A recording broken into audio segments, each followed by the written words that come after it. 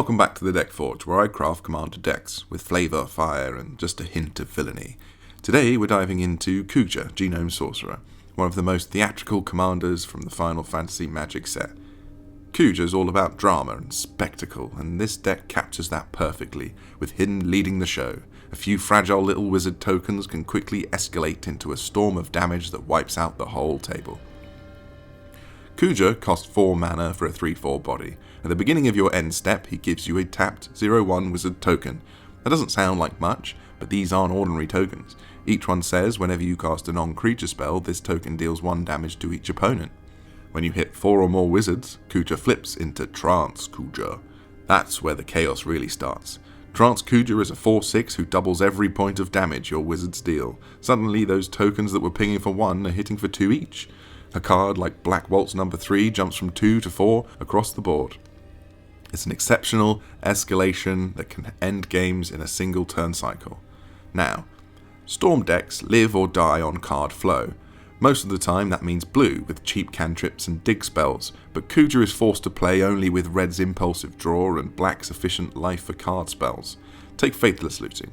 1 mana, draw 2, discard 2. On the surface it's card disadvantage, but in practice it's incredible here. It digs you deeper, it smooths your hand, and crucially, it triggers all of your wizards. Imagine you've got 3 wizard tokens and Trance Kuja online. Suddenly, Faithless Looting is draw 2 cards, deal 18 damage to the table for 1 red.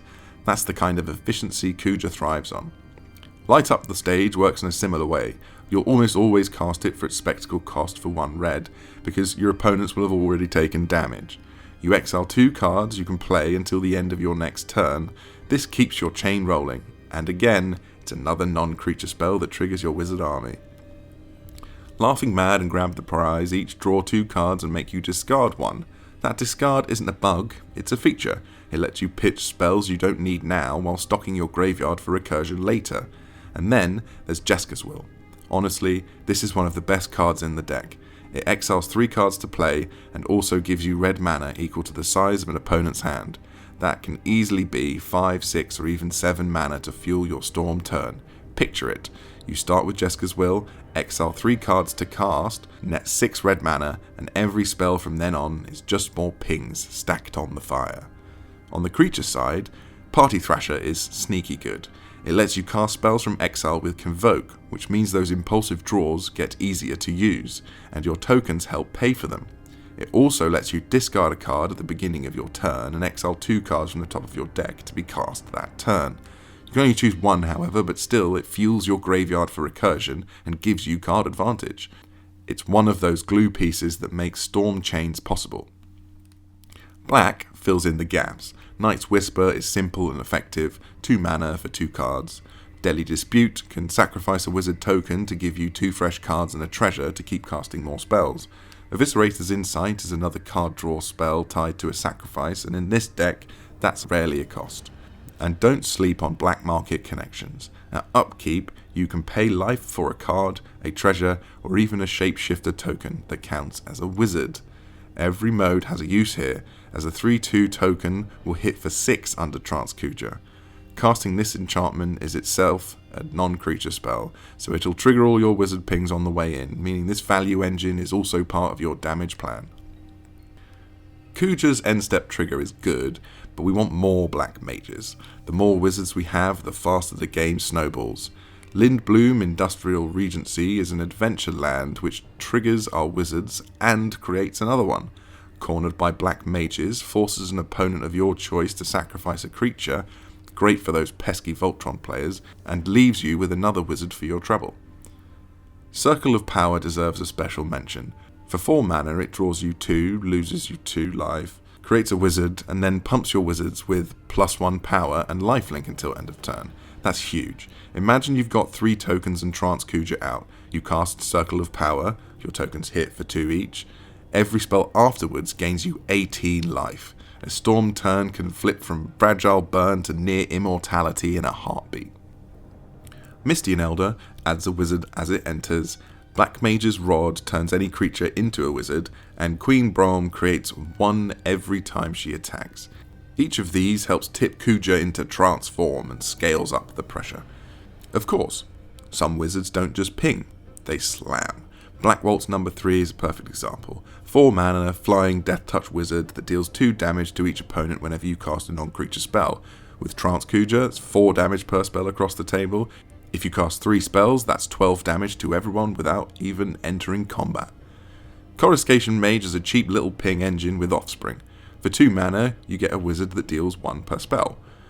And for a small cost, you can make a baby copy of it. With Kuja doubling those triggers, even the Offspring tokens get dangerous fast.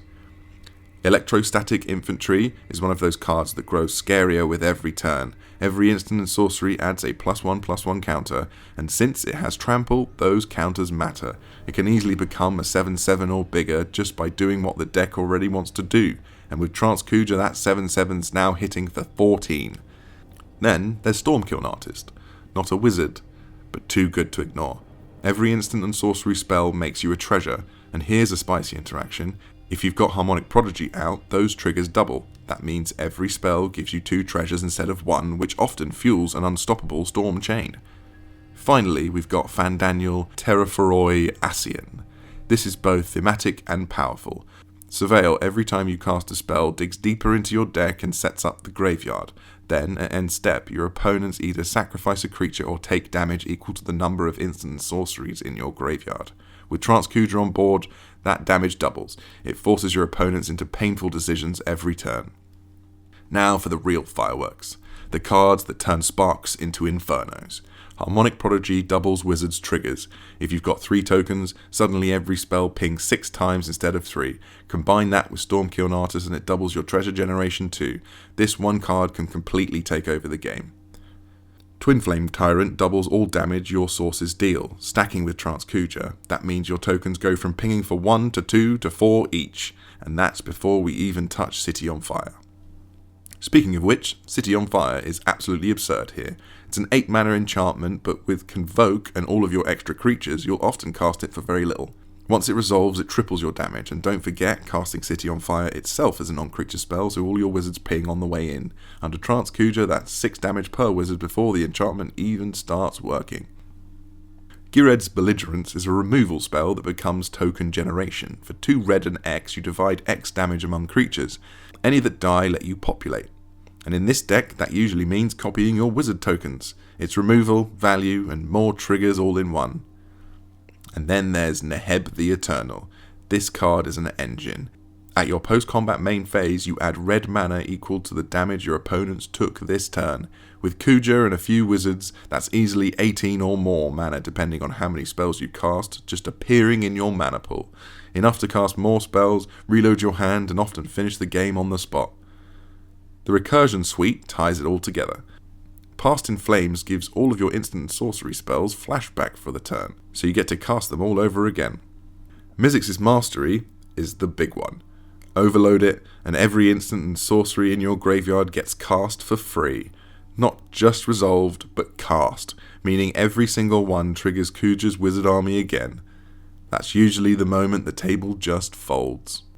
To smooth everything out, we're running a suite of MDFCs, modal double-face cards. Spikefield Hazard, Malakir Rebirth, Sundering Eruption, and Shatterskull Smashing.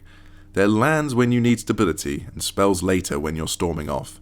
They add consistency without reducing spell density. Pinnacle Monk even gives you Recursion, returning a spell from your graveyard to hand, not flashy but exactly the kind of tool that keeps the engine turning. And here's something I haven't included in this list, but you could if you wanted to make the deck stronger. Tutors.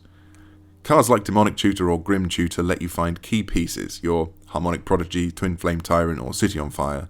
They don't just increase consistency, they're also non-creature spells, so even your search effects would be triggering Kuja's wizard army along the way. If you want to push this deck towards a higher power level, Tutor's definitely the way to go. So that's my take on Kuja Genome Sorcerer, a storm deck that trades blue's cantrips for red's impulsive draw, builds an army of wizards, and then doubles and triples their damage until your opponents simply can't take any more. It's fast, it's aggressive, and just like Kuja himself, it's a performance your playgroup won't forget. I hope you enjoy this deck tech. If you did, don't forget to like and subscribe for more villainous brews like this one, and if you think there's a card I missed, let me know in the comments below. I'd love to hear how you tune Kuja for your own games. Until next time, happy crafting.